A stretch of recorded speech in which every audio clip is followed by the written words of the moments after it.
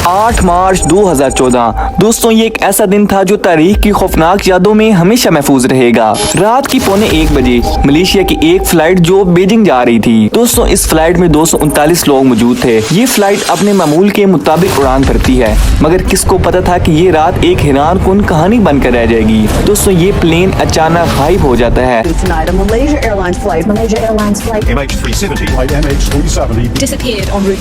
तमाम राब्ते इससे खत्म हो जाते हैं। उस रात को ऐसा क्या हुआ कि ये अचानक गायब हो गई और किसी रडार में नजर तक न आई। Welcome to my channel. दोस्तों ये एक बोइंग 777 प्लेन था जिसके दोनों पायलट बहुत ही ज्यादा एक्सपीरियंस वाले थे, जिसमें एक कैप्टन जारी थे जिनकी उम्र 53 साल थी और उनको 33 साल का एक्सपीरियंस था। दूसरे एक को पायलट फारिक अब्दुल हामिद थे जिनकी उम्र 27 साल थी और उनको 7 साल का एक्सपीरियंस था। दोस्तों ये मलेशिया और चाइना के दरमियान उड़ने वाली एक नॉर्मल फ्लाइट थी जो रोजाना 5 घंटे और 34 मिनट की उड़ान के बाद चाइना पहुंचती थी और चाइना से वापस मलेशिया आती थी। दोस्तों तकरीबन 40 मिनट उड़ने के बाद ये प्लेन एक पॉइंट इगारी पर पहुंच जाता है। ये पॉइंट वियतनाम का बॉर्डर भी है। उसके बाद मलेशिया के एयर ट्रैफिक कंट्रोलर पायलट से कहते हैं कि अब आप वियतनाम के एयर ट्रैफिक कंट्रोलर के साथ राब्ता करें। ये कहते हुए वो पायलट्स को कहते हैं गुड नाइट MA370, जिसके जवाब में पायलट कहते हैं गुड नाइट। मगर किसको पता था कि ये इस प्लेन से रिसीव होने वाला आखिरी मैसेज होगा। अपने आखिरी मैसेज के 3 मिनट बाद ये प्लेन रडार से गायब हो जाता है। मलेशिया के कंट्रोल टावर के लिए तो ये एक सिंपल बात थी, क्योंकि उनको लग रहा था कि शायद ये अब वियतनाम के बॉर्डर के अंदर एंटर हो गया है। मगर जब वियतनाम के एयर ट्रैफिक कंट्रोलर ये देखते हैं कि उनके रडार में नजर ही नहीं आ रहा, तो वो फौरन उसके साथ कम्युनिकेट करने की कोशिश करते हैं। 18 मिनट लगातार कम्युनिकेट करने के बाद जब कोई जवाब नहीं मिलता तो ये इस बात को मलेशिया के एयर ट्रैफिक कंट्रोलर्स को बता देते हैं। ऐसी सिचुएशन में होता तो यूं है कि 1 घंटे के अंदर ही एरोनॉटिकल रेस्क्यू टीम को बुलाया जाता है ताकि वो फौरन ऑपरेशन शुरू कर सके। मगर उस दिन इस टीम को बुलाने में 4 घंटे लगा दिए गए, जो कि बहुत ज्यादा देर हो चुकी थी। दोस्तों सुबह के 6:15 बज चुके होते हैं। ये वो टाइम था कि जब इस प्लेन को चाइना में लैंड होना था।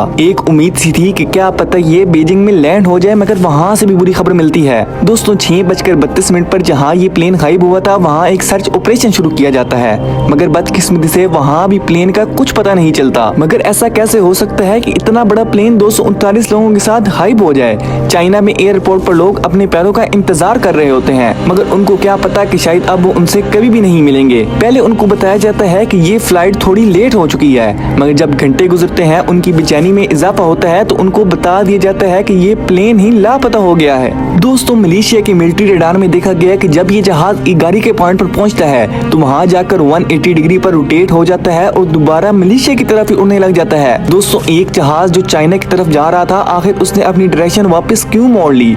इसमें एक और हैरानकुन बात ये थी कि जब इसने अपनी डायरेक्शन मोड़ी तो इसके साथ ही थाईलैंड का एयर डिफेंसिव सिस्टम भी था। दोस्तों ये जहाज बहुत ही एहतियात से उसके साथ साथ बचकर उड़ता रहा।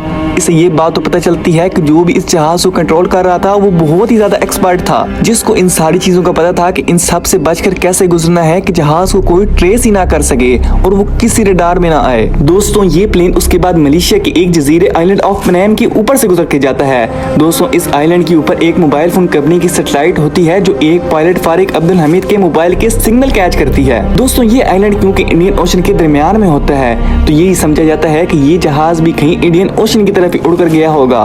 दोस्तों अगले कुछ दिनों में एक और खबर मिली जिसने बहुत से लोगों को हैरान करके रख दिया। ये प्लेन रडार से गायब होने के बाद टाइड के साथ लगातार कम्युनिकेट करने की कोशिश कर रहा था। दोस्तों ये इन प्लेन्स के लिए नॉर्मल बात होती है कि जब इनका अपना कम्युनिकेशन सिस्टम खराब हो जाए तो ये सैटेलाइट की मदद से कम्युनिकेट करते हैं। ये इनमार्सेट सैटेलाइट जो इस प्लेन से तकरीबन 35,000 किलोमीटर दूर थी, ये प्लेन उसके साथ कम्युनिकेट करने की कोशिश कर रहा था। इस सैटेलाइट में मौजूद सेव डाटा की मदद से कुछ कॉम्प्लेक्स कैलकुलेशन की गई और इस जहाज के नेक्स्ट मूव को भी पता लगा लिया गया। दोस्तों आखिरी बार इस जहाज ने 8:14 पर इस सैटेलाइट से कम्युनिकेट करने की कोशिश की। इसके बाद इस जहाज ने किसी और सैटेलाइट के साथ कम्युनिकेट किया और ना ही किसी रडार में नजर आया। इससे ये बात तो पता लग गई कि जहां पहले रेस्क्यू टीम इस प्लेन को तलाश कर रही थी उस वक्त भी ये प्लेन हवा में उड़ रहा था, मगर इसकी डायरेक्शन और लोकेशन का किसी को पता ही नहीं था। एक्सपर्ट्स ने बताया कि ये जहाज ऑस्ट्रेलिया से तकरीबन 2000 किलोमीटर वेस्ट पर आकर इस कर्व लाइन पर क्रैश हुआ होगा। इस कर्व लाइन तक पहुंचने में इस जहाज को तकरीबन 8 घंटे का वक्त लगा होगा और इस प्लेन में फ्यूल भी इतना ही था कि ये इतना ही उड़ सके,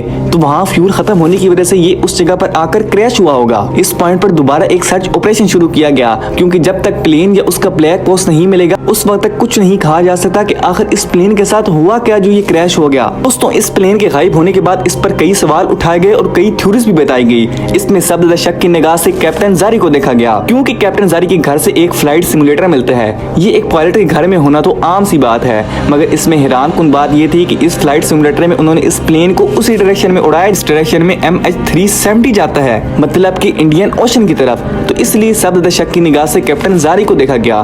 दूसरी थ्योरी ये बताई गई कि हो सकता है ये प्लेन हाईजैक हो गया हो और पायलट्स को जबरदस्ती कहा गया हो कि इस प्लेन को इंडियन ओशन की तरफ लेकर जाएं। कुछ एक्सपर्ट ने तो यहाँ तक क्या कि हो सकता है कि प्लेन में ऑक्सीजन की डेफिशिएंसी हो गई हो, जिसकी वजह से सब लोग बेहोश हो गए हों और प्लेन ऑटो पायलट पे चला गया हो। कुछ एक्सपर्ट ने तो यहाँ तक कहा कि हो सकता है कि जब ये प्लेन इगारीकर पॉइंट पर था तो पायलट से देखा हो कि प्लेन में कुछ मसला है, तो उन्होंने इसको दोबारा मलेशिया लेकर जाने की कोशिश की हो और इस कोशिश के दौरान ही दोबारा कोई प्लेन में एक्सीडेंट हो गया हो और प्लेन आउट ऑफ कंट्रोल हो गया हो, इसकी वजह से प्लेन ऑटो पायलट पर चला गया हो।